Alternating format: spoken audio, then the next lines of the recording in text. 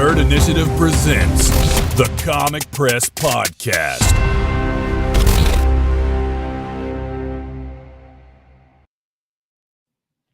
What is going on, everybody? Welcome back to the Comic Press Podcast. I am your host, Jeremy, or JJ, whatever you want to call me is fine with me. I am here with two very special guests, one who will join us a little bit later. They're running a little bit late, but that's okay, because our other guest is here, the star of the show today, if you will, Charles Chester. How's it going, man? It's good. Doing very well. Thanks for having me on. I appreciate it. Yeah, no worries, man. Because when Andre sent me an email about this book, it caught my attention immediately, and I'm like, yeah, we should definitely have Charles come on the show. Yeah, Because great. this is the kind of thing that's right up my alley, man. And when I got a chance to actually read it, it's fantastic. Yeah, that's awesome, man. I appreciate it. Yeah, I'm excited about it. This has been in the works now for Andrea would know probably at least 5 years. We've been working on this thing. So Oh, wow. what you've read is the first issue, but we've already written and done the art for like 5 issues. So it's been a long time coming for the release. No, that's awesome. So before we get into the book itself, I wanted to get, if Andre comes back in time, we'll get his as well. I wanted to get your guys' nerd origin stories. How did you like originally get into like comic books or other nerdy stuff in general, if that wasn't the first thing? Like I've talked to some people where it started with like anime, or it started with TTRPGs, or there people come from all over the place to and end up here in comic books. So Yeah, it's a good question. I think it was I was in grad school and I was going for film, and I realized that there was no way I was going to be able to afford to do my own film. It was just way too expensive. It's like unattainable to on the indie level like that when you're a student, to scrounge up the money to do it. So I actually was constantly at that point going to Forbidden Planet because I went to school in Union Square in Manhattan, and Forbidden Planet was like the mecca for me. It was the the best comic book store I'd ever been to. So I would go there on the weekly. I was talking to some of the guys over there. At that time, I was reading Ex Machina. I was just obsessed with Brian K. Vaughan. And I just got the idea. I'm like, I went back to my professor. And I said, listen, instead of me making a film, would you guys be open to me getting a comic book off the ground? Like off the film script that I have, just convert it into a comic book. And they presented it to the higher ups at the school, and it got greenlit for my thesis. And I just hit the ground running with it. That in that time I was working on a project that ended up taking me to Savannah, Georgia. I worked with an artist there for a while. Project, it came to fruition. It was that project where you make all the mistakes you're ever going to make and you learn from them, sort of thing. So I had no regrets about the project, but it was definitely a labor of love, and it just got me on the path. I just got obsessed. Like I don't have any desire of like writing for film the same way I do for comic books now. It's much more what's the word I'm looking for? There's an instant gratification. There's a much quicker gratification in comic books than the years it takes to write and produce and to get a film off the ground. But I just had an awesome moment because Forbidden Planet was my church in college, right? And I always dreamed about having a book there, and I just called them the other day, and it ends up they picked up Cissy without me begging them to put it in. They were just like, yeah, it's going to be on the shelf. So I that was an awesome moment. That was really cool. Kind of like full circle for me. Right, 100%. So, like, when you first started, were there, like, certain characters or genres that really, like, had your attention, like, hooked into it? Or was it, like, real general, like, Marvel, DC stuff? I've never gravitated towards the superhero stories. I mean, when I was real little, the X-Men animated series and Teenage Mutant Ninja Turtles and all that. But as an adult, no, it was more like horror genre comics that really, or like darker sort of comics Mhm. that I was into, with like a dramatic flair, to them. Yeah, yeah. It wasn't like standalones. It wasn't like ongoing serials. I enjoyed almost like the film experience. Like you sat down with a graphic novel, and that story was complete in that one book. Um, yeah, Well, I feel like that's a much, like, more accessible place to start for people, especially if they're, like, just getting into comics at first. I'd never recommend Marvel or DC to people for first-time comic book readers. I always say, find some book that looks like the movies you watch yeah. That's or perfect. something like that. Like, if you already know you like a certain genre, just start there Yeah, and just see what happens. yeah. It's good advice. Yeah, no, yeah. It's definitely a great way of getting into the books for sure. Um, Although I don't know, maybe I just misspoke because I was obsessed with Preacher. Would you consider that? That was ongoing, but there Yeah. was, but there was, he had an ending. When he was starting Mhm. that, like that felt like it was leading up to something. You know, um, yeah, Yeah, yeah. because with these series that are, like, yeah, for a good example is like The Flash, issues 700 something something or other. Like that's intimidating for a new reader. Oh yeah, I remember when I was a kid, I went and I was reading X-Men at the time, and I picked up the issue that I thought was the next issue. And I go home and I'm reading, and I'm like, what the hell's going on here? This is like absolutely nothing to do with what I was just reading last month.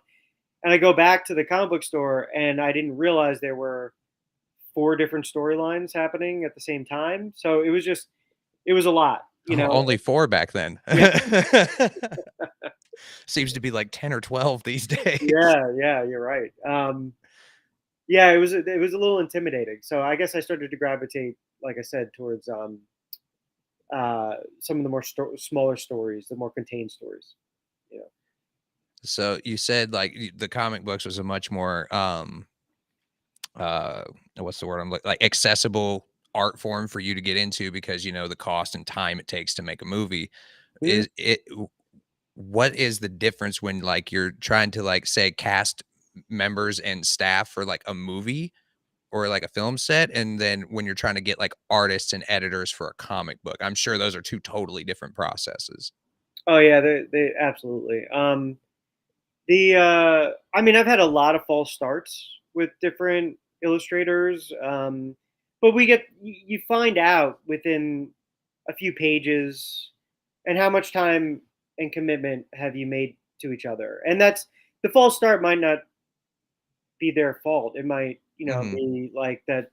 They have another project that swept them away, um, or the style that uh, was being brought just wasn't working for the story that we were doing. So in that regard, it's easier to start over. With a film, I had found that to recast, like even one character, like one actor, means that you have to go back and reshoot so much stuff, or Mm. um, crew members not being able to show up when you're like if your cinematographer can't show up on a day of a shoot, you could be out a few $1,000s, and then Well, to yeah, because you got still schedule got it. to pay everybody for showing up, and Yeah, yeah, exactly.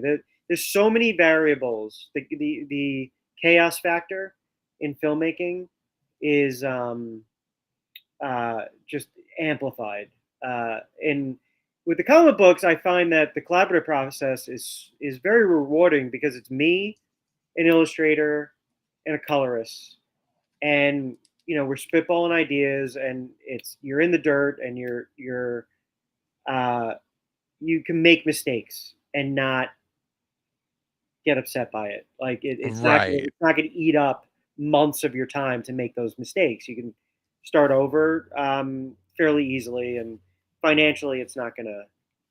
It Right. It's doesn't not costing kill you you. thousands and thousands of dollars if somebody, Right. makes a page you don't like as opposed to somebody drops a camera. Exactly. Yeah. Exactly. Yeah, like a $20,000 camera. Like we've had instances on film sets where like a piece of equipment was dropped and going through the insurance process and whatnot. And it's just it could be a nightmare. I'm not saying that I wholly appreciate the filmmaking process. It's just without a budget, coming from a studio, the stress levels involved. Uh, it put a bad taste in my mouth. I needed a break from it, Right. you know. Yeah. So yeah, no, I just fell in love with the process in comic books, and just been running with it ever since. So let's start getting into the book that you came here to talk about, and that is Cissy. First off, the covers for this are outstanding. If you guys are going to end up pre-ordering this, there's 3 different variant covers you can get off the Scout Comics website, and they're all great. What the one over here on the left, I believe, is a foil cover. Yes. So let's get into that. Can you give everybody a quick synopsis of Cissy, and then we can kind of get into the inspiration behind it and where it might be going later. Yeah. Uh, the basic premise of the story is um, there's a young girl named Maddie, and her brother Gabriel, who's slightly older. They're like fourth grade and sixth grade, um, and their mother has just passed away, so the home is broken. They're mourning. Gabriel has stepped up to help take care of Maddie.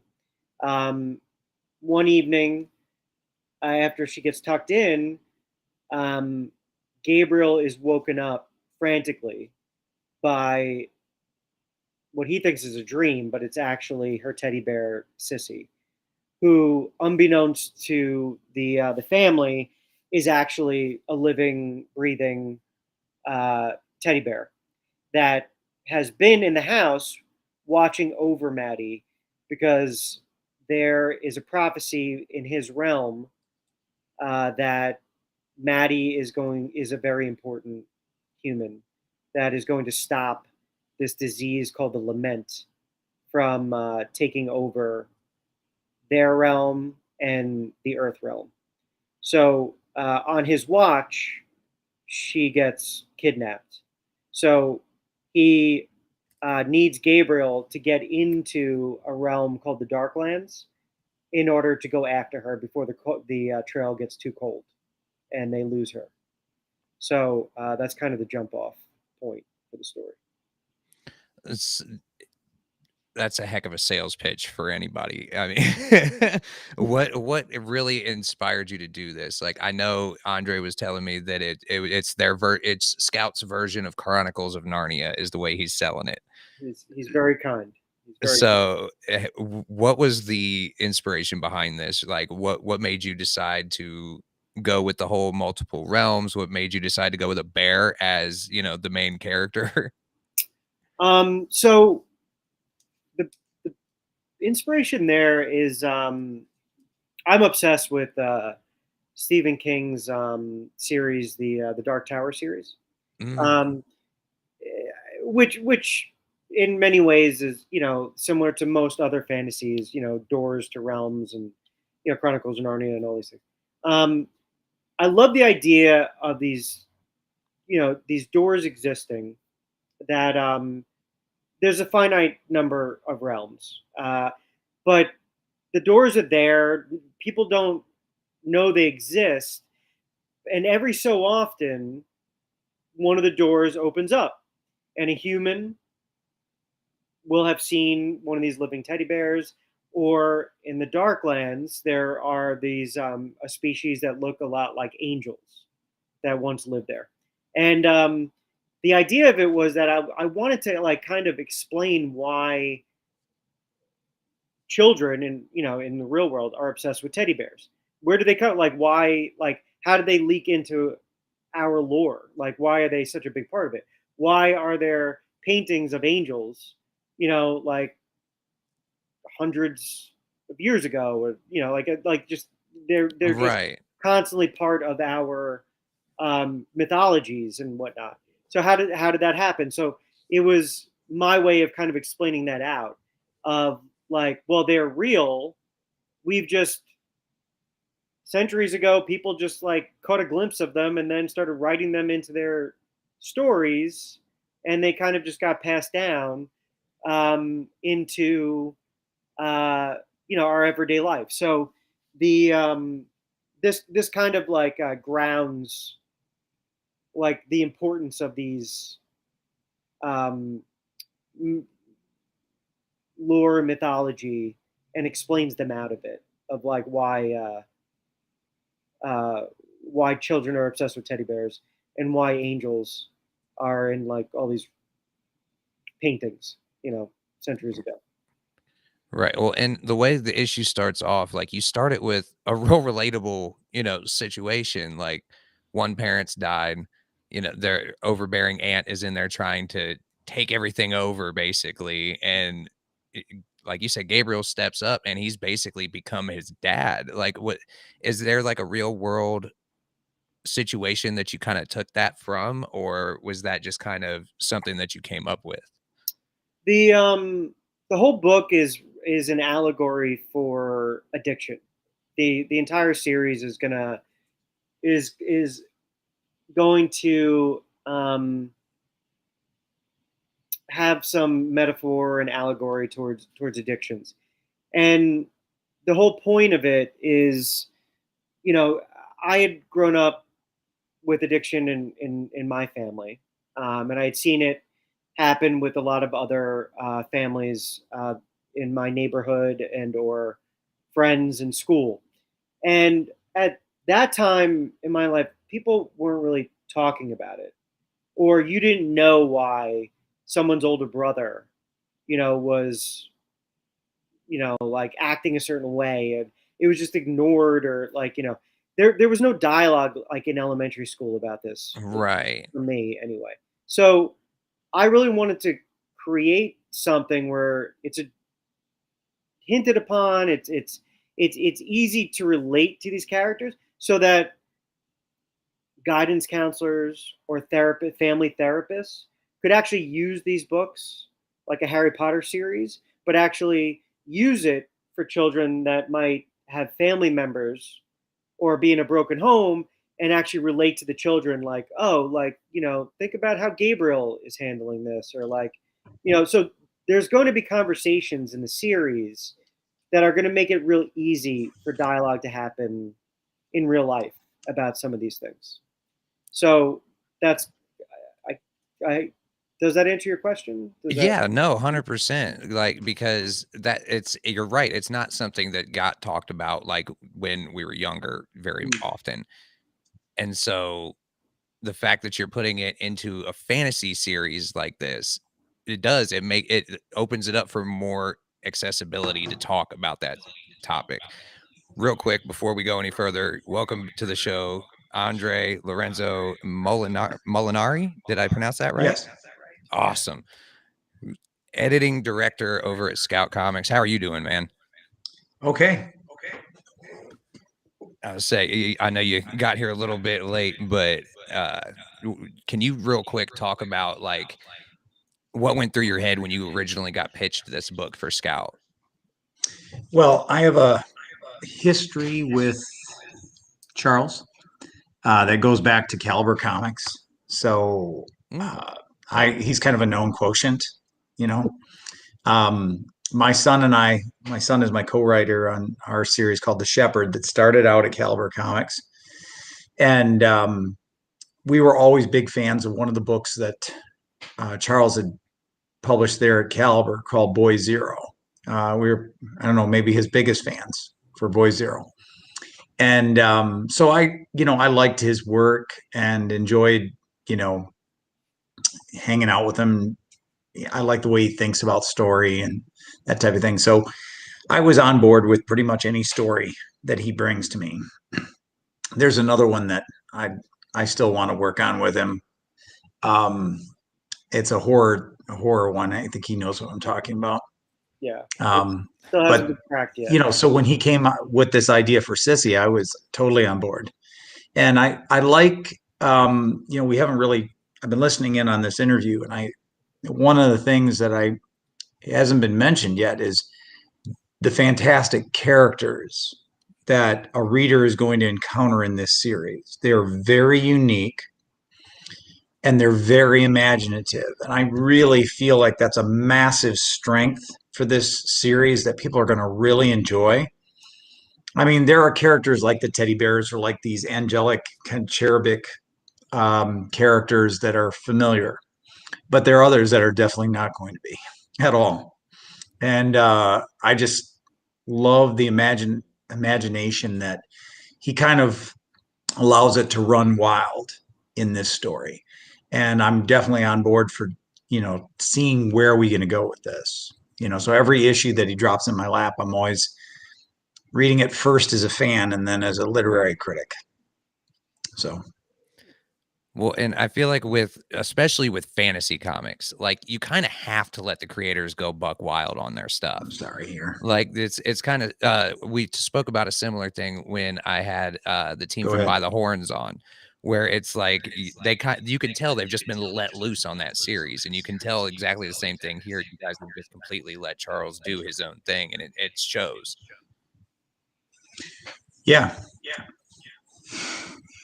As far as you said with the characters, like they're so well written. Like these are just in issue 1, these are relatable characters. Like we either all know someone like this, or we are Gabriel, or we are Maddie. Like these are some of the most relatable characters in a first issue of a comic that I've ever read. Period. Like these are some of the best written comic characters so far. Oh, I appreciate that, man. Thank you very much. It was important for me to have them as vessels that people can connect to, because Gabriel and Maddie are really going to be the. I mean, it's called Cissy, but you're as the audience, you are Gabriel, you are Maddie, in this. So I appreciate you saying that. Thank you. I'm hoping.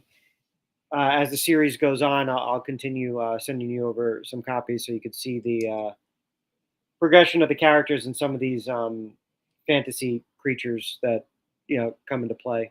That start to drop in issue 2, really. Oh yeah, because I mean, issue 1 ends so dramatically. But I mean, he gets woken up out of a dead sleep. He faints, is basically dressed for him, and then dragged through this door. Like, and when I say dragged, I mean literally, he gets dragged by Cissy through the door. Yeah, I remember part of the pitch to Andrea, which thank God he didn't laugh me out of the room. It was basically like I wanted to do. Chronicles of Narnia, a basic fantasy story. But when they go through the door, I want it to be Clive Barker's Hellraiser. Are you okay with that? And they're like, all right, well, yeah, keep going. Let's see where this goes. But I don't know. I think it kind of blends in well, without it getting, like profane or anything. Because a younger adult audience, it's got to be for all ages. Mm-hmm. Within reason. It's got to be entertaining for a 6-year-old, but it should be different for an adult as well. Each age group I'm trying to hit in a different way. No, well, because like you said, like its center, it's really a fantasy story. But like you said, at its real like center core, it's a story about addiction and loss and all these other things. And it's all wrapped up in this. So I mean, like little kids are gonna love the character of Cissy just off rip because it's a teddy bear. Like that's just a given. And then adults and young and teens are gonna get an actual meaningful story out of it too. I hope so. Yeah. Yeah. I mean the disease that's spreading through the Darklands that's threatening, the other realms is that's the most heavy-handed of the addiction, allegory in it.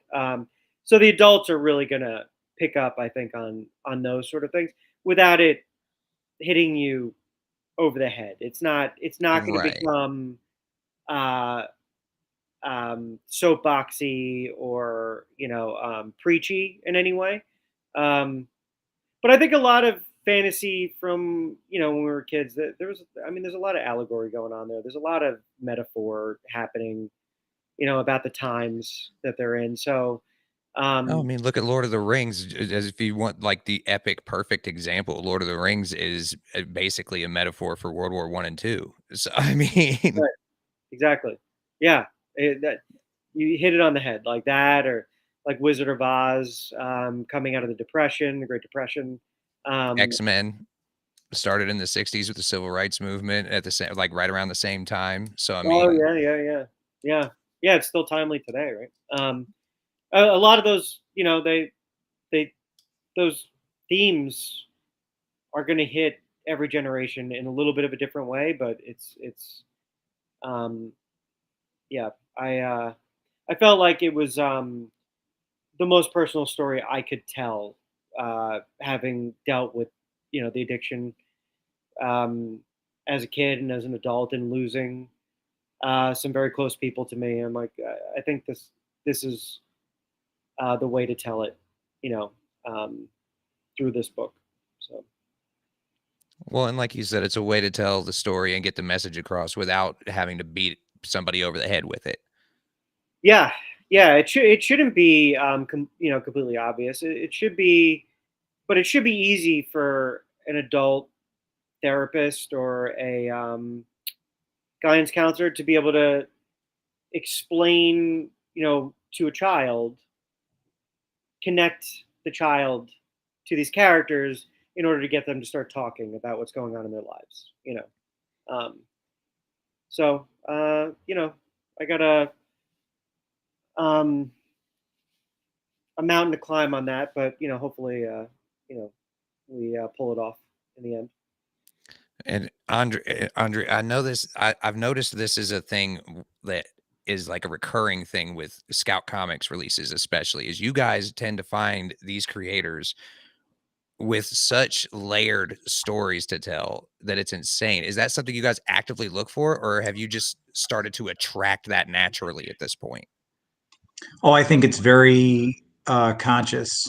I think, you know, the focus on trying to provide good art is there, but I think that could be said for any comic book company. I mean, I think if you think of the process, the first thing that attracts you to a comic book or a graphic novel is you see that cover. The Hmm. cover gets you to pick the book up, right? Because if the cover is not attractive, you're not going to pick that book up. Then the first thing you do is you start paging through just what does it look like on the inside. Then that interior art is the second salesperson. But I'm a firm believer that if you want people to come back, you have to keep telling them good stories. And so I really stress when in my conversations with my superiors in the company, like whether it be James Hake, our president, or Richard Rivera, our publisher, those are the ones I work with most closely. Just how important the story is, that it needs to be meaningful, well written. We put a lot of work. I mean, and Charles, one of the things that I admire about him as a writer is he's incredibly, sometimes I'm like, Charles, stop, you're obsessing. He recently we had a conversation about he's worried that he may have left a plot hole, and I'm like, it's not as big a concern as you're making it, but let's go ahead and let's do this due diligence and think Right. through this plot hole and figure out how we we want to address that or have thought through that element of the story. But just to have a writer who is that concerned about the quality of the story, and I think too, our emphasis on editorial is important at Scout. I mean, you got to keep in mind that each one of these issues gets at least 3 passes, in terms of copy editing. And I'm not just talking about punctuation. I'm talking about character development and, plot logic and story logic and progression, all that stuff. And really taking it seriously to try to produce the best quality story, because I say this to people all the time when I'm out at the cons selling the comic books. I am not interested in selling you one book. I'm Oh not. no! When I'm I met you interested in at selling you a C2E2, company. you were trying to pitch every book on that rack to me. Well, I appreciate that. Yeah, but that's the goal. Is the goal is to tell consistently good stories, and to bring our readers back and to have them have a confidence that if it's a Scout title, it's going to be well written and that it's going to be an entertaining story. And the thing is that you need to, as I'm sure you're well aware, if you look at the Scout lineup, there's a wide range of storytelling going on here. There's some really wacky stuff. Like if you read Mista Ista, it's the third Oh, that's so greatest fun. assassin in the galaxy, and when he teleports, he sharts. So it's not exactly highbrow. Right. But But there's a market for everything. So I mean, yeah, exactly. But we want to try to stay consistent within that story world. We want the character to develop and make sense, and we want plots to to hang together and all of that. Um, so that's kind of our focus, and it is very intentional. well, and you can definitely tell that you guys put the effort in for that kind of stuff, because like just everything is so like the books might take a little longer to come out than like say a Marvel or a DC book. Like if you get an issue 1, you're probably going to wait a little while for issue 2, but it's because there's actually quality being put into it. There's quality checking going on. Like you guys put out good stuff, period. So as far as Cissy goes, are there like long-term plans? Is this going to be like an ongoing? Is this going to be like a 5 quick kind of one and done? Is this, I want this is me being selfish, of course, as a fan. I want this to start off and end up being like 100-issue run, Charles? Well, I have a very specific goal of like Harry Potter's is it 5 books, 6 books? 7 books. 7 books. I really wanted to have the characters age with the readers. So I am going to have 5 to 6 trades at the very least. I have it mapped out like where I exactly want it to go. There is an ending in mind. It wouldn't go on forever, but I want the characters to age with the readers, and I want it to go on for at least five trades. So as of right now, we've got 2 trades coming out, and Andrea, if he isn't exhausted by me, we'll be talking in the near future about what the 3rd trade's going to be. But yeah. No, I'm smiling because you need to understand, as I've been telling Charles from the beginning, that this is his Chronicles of Narnia, and this is his masterpiece that he really needs to focus on. It's not that the other stories, believe me, like I said, there's a horror story that he's got that I absolutely think is outstanding, and it needs attention as well, and I intend to be the editor on that one as well. But that said, this story has so much potential, and these worlds deserve to be explored. And these characters, like I said, as you will start to read these issues, you'll see what I mean. I'll give you a, if I'm allowed, Charles, to reference one of the sets or species, I guess, of character. They're called the Dandelion Men. And just wait till you see these guys. Okay. They're both horrific and yet mesmerizing at the same time.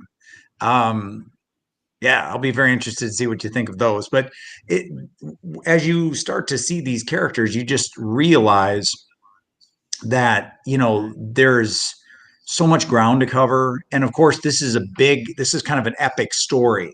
I mean, this is like, it's almost like, I guess you could describe it as a war that transcends realms, that the war is bleeding into different realms and involving people that would not have wanted to be involved in it, but now the doors have opened in a very literal sense and brought the war to their doorstep. And now they're involved. So because of that, I think that there's tremendous, potential for storytelling, and it really is going to be limited by Charles' bank account and willingness to invest in this project and this IP. And your patience when I call you at like 10 p.m. and say, I think I found a plot hole. Need you to talk it out with me for an hour. Your poor wife probably hates me at this point, but yeah. But if you don't have that kind of like borderline obsession with what you're doing, I don't think it's going to come out as good. Yeah, I've told Andrea, I'm like, I do not want to be ever, if I'm ever have the blessing to be on a panel, talking about it in some way, and a fan raises their hand and says, how come this happens? Like, you break your own mythology there. I'm like, we cannot break our own rules of the game, So everything is understood in all three realms. Like we understand where the magic is.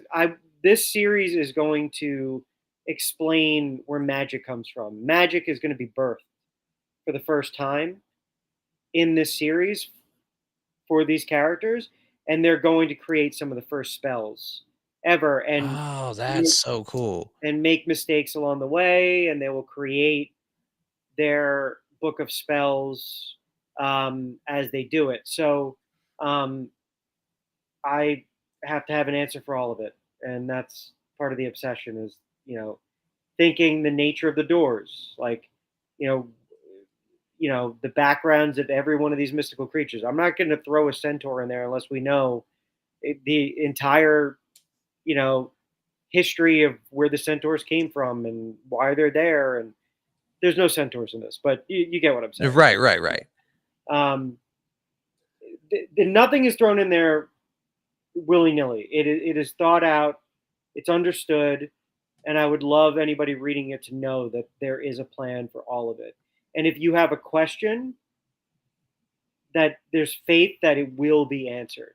Every question will eventually be answered, and that the questions are there intentionally.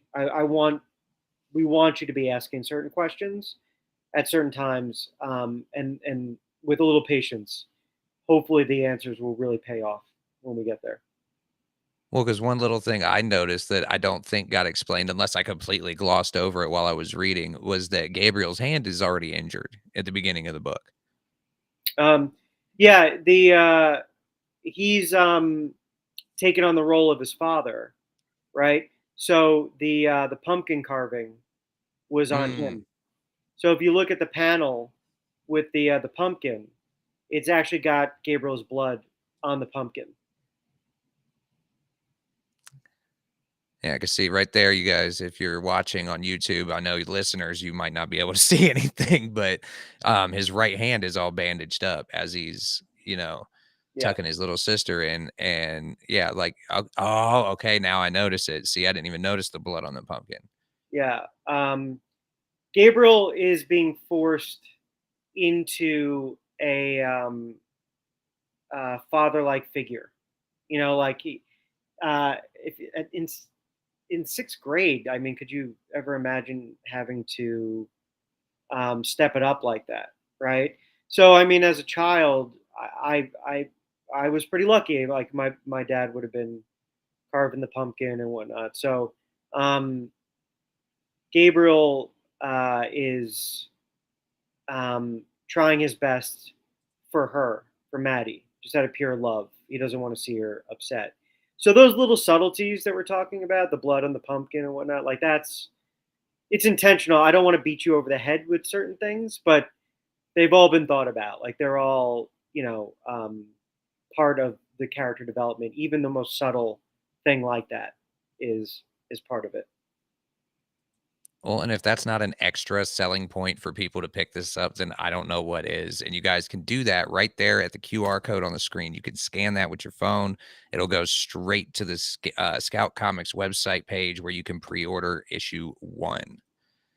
Now, are there any, you guys mentioned a horror story. Is there anything from that you can reveal, or is that all the tease we're going to get about that? That's a tease. That's definitely going to be a tease. It's it'll be the next project we work on for sure. But we have a lot more Cissy to get through. We got probably a few more years of Cissy. Oh, that's music to my ears.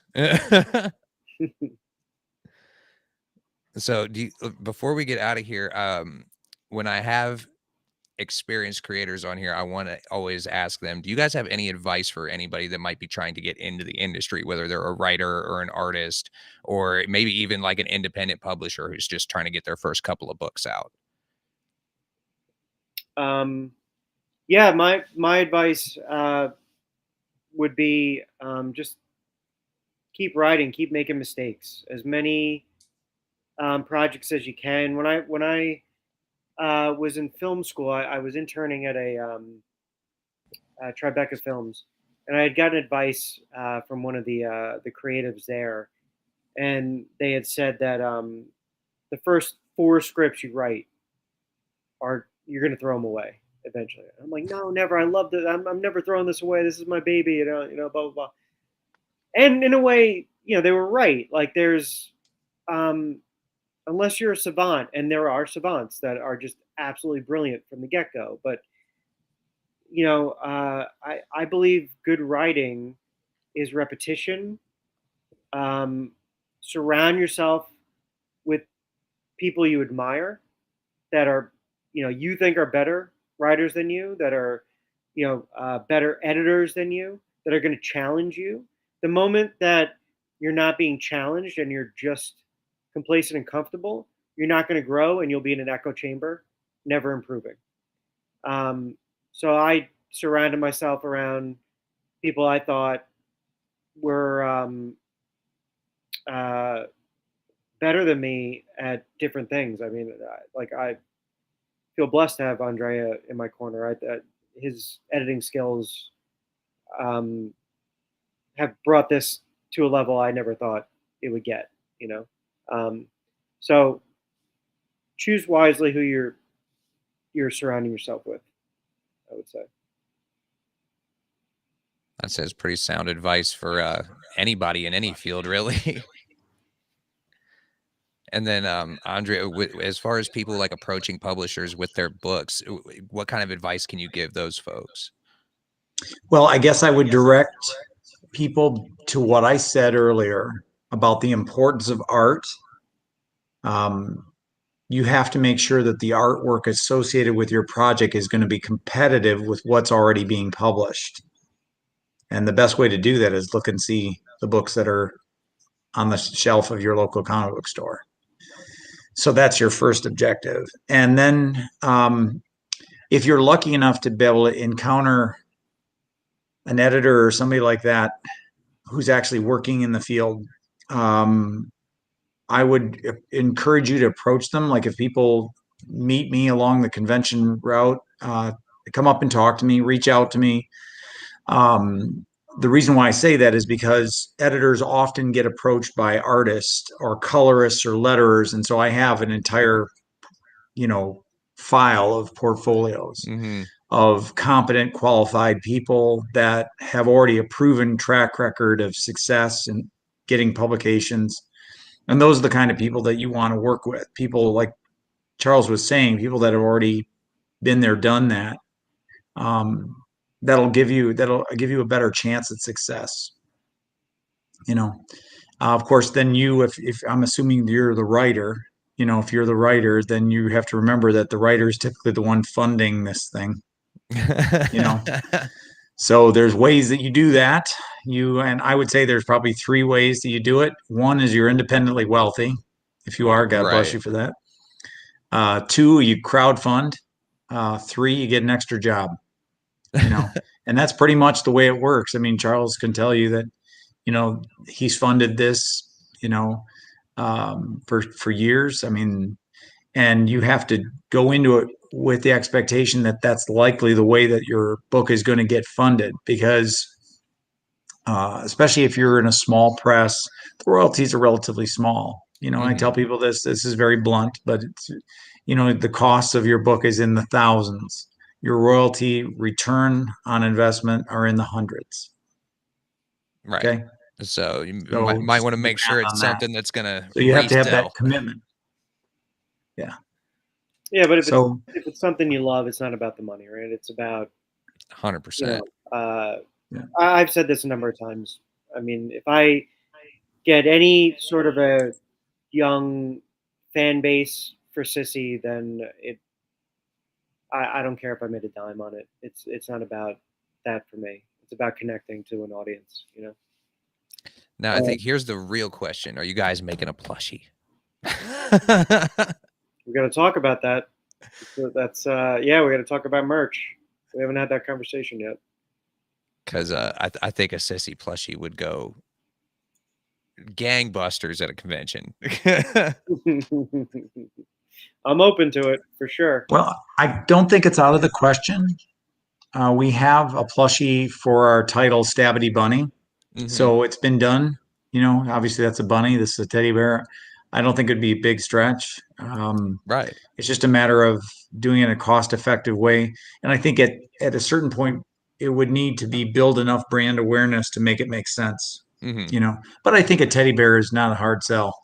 No, I feel like it's a pretty easy sell, especially with little kids at a convention or something. They're going to be like, that one. Yeah. Maybe a dandelion man, but that might give the kids nightmares. So we'll see. A nightmare once in a while. You get hate mail from parents off that. Andrea, if someone approaches you at a con as a creator dressed as your character, the shepherd, do they automatically get a book deal right then and there? Well, keep in mind, as the editorial director, I'm not handing out contracts. Okay. I tell this all the time. The submissions committee makes the decisions, and then once a contract is given, then that creative team is given to me to either I edit for them, or I assign them to one of my editors. I have 4 editors that I work with. So that's how it works. So I don't have the power to grant a contract. I mean, if I really love your idea or your concept, I'll certainly push it to the people that are on the submissions committee. But they have their own minds and their own wills. I don't mind control them and say, you will be. These aren't the droids you're looking for. These are the droids. Doesn't work that way. But yeah, I'll certainly help people. I mean, I've done that, on numerous occasions where I help people, direct them to a good artist or a good colorist, or in some cases, some of the projects that come to us simply need to be relettered. I'll tell you right now, it's the most common thing for an independent comic book is that it needs to be relettered. Really? You often have a creator who says, "Oh, I'll save some money and I'll letter it myself." No one will be able to tell. Yeah. Those are the ones who end up relettering, needless to say. I was going to say, because I have read some indie stuff tell. where it's like really bad lettering. The lettering and it could looks kill amateur, a whole book. So yeah. Luckily, that's the cheapest part of the book. Andre, you're being humble about helping a little bit. You help a lot of people on the regular. Yeah, it's Thanks. pretty amazing. But if anyone is listening, definitely dress up as the shepherd and go visit Andre at a con. Are you at a con right now? I feel like No, I'm in Tampa. My wife actually does weekend retreats for veterans. She works for the VA, and she's a specialist in post-traumatic stress counseling. So that's what she's doing here in Tampa, and she's had a lot of medical issues lately herself. So I'm here basically as her kind of caregiver, keep her upright while she's taking care of her veterans. The nurse to the doctor, huh? Yeah. Wow. Yeah, give my love to your wife. Thanks. I hope she's I will. doing okay. Yeah, I didn't even realize what day of the week it is. It's Friday, right? Are there any cons happening this weekend? I feel like you're at a con almost every weekend, Andre. No, yeah, I actually have he 2 is more around. coming up this year. I'm going to be at the Alabama Comic Con on the 21st, 22nd, I think it is, September. And then the following weekend I'll be at Beer City Comic Con. Talk about you had me at a hello. Beer Right. City. That's in Asheville, North Carolina. I was like, wait a second, this is Beer City, and I'm going to go there to represent Scout. Well, of course I am. Of Wow, course I am. You don't have How to could ask you me not? twice. I'm not dumb. that sounds like a good time. Oh, for sure. Well, before we get out of here and let you guys go enjoy your weekend, is there anything else you guys want to plug? Where can people find you guys online if they want to follow you and find your stuff? Where can people find you? I'm still working on the social media stuff. I just had a meeting about getting that stuff launched. So as soon as I do, I'll share it for sure. Yeah. Well, as soon as you do, send it to me and I will add it to the description of this video since it's going to stay up forever. So Okay, great. Sure. Andrea, where can they buy it online? Is it through Scout to buy Cissy? Well, they can buy Cissy at the website at scoutcomics.com. Yeah. And even if you can't get it in your own bookstore, you can always buy it through the Scout website. that's a great thing So about that's you not a guys problem. too, is like some Um, publishers you can't buy through their website. Yeah, we definitely offer it for pre-sale. In fact, if you pre-order it, you'll actually have it before it's available at the comic book store. Oh, see, So that's you'll be even able more to taunt reason to your order it. friends. So everybody at home watching or listening, listeners, I apologize. You cannot participate in this little QR code unless you go to YouTube. Check out this video. There's a QR code on the side of the screen. You can scan that with your phone. Go straight to the page to pre-order Cissy #1. Nice. Appreciate the plug. Really do. Oh, of course. This was the whole reason you guys came on here, right? I mean, so right before we all get out of here, I do have a quick announcement. The next episode of Fandoms is going to be September 15th at 8 p.m. Next episode of the Comic Press is next week on the 13th at 6 p.m. That's a special episode. We've got Turn a Page, the newest comic book show on the Nerd Initiative Network. That's going to start. I'm sorry, not start. The next episode is going to be September 12th, 8 p.m. Eastern.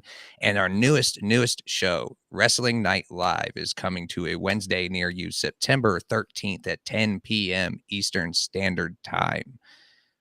Charles, Andrea, thank you guys so much for coming on the show. Thank you for taking the time to sit and listen to my nonsense for almost an hour. And yeah, because if you guys don't come on, I don't have a show. It was my pleasure. Yeah, Always. it was a real pleasure. Thanks for having me on. I really appreciate it. And thank you for reading Cissy and enjoying it.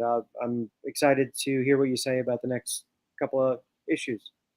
Oh, well, when it officially releases, I'll have to do like a whole review for Nerd Initiative and the whole 9 yards. That'd be awesome. Yeah, really appreciate that. 100%. And everybody at home, please, as always, be safe, be kind, and enjoy the outro.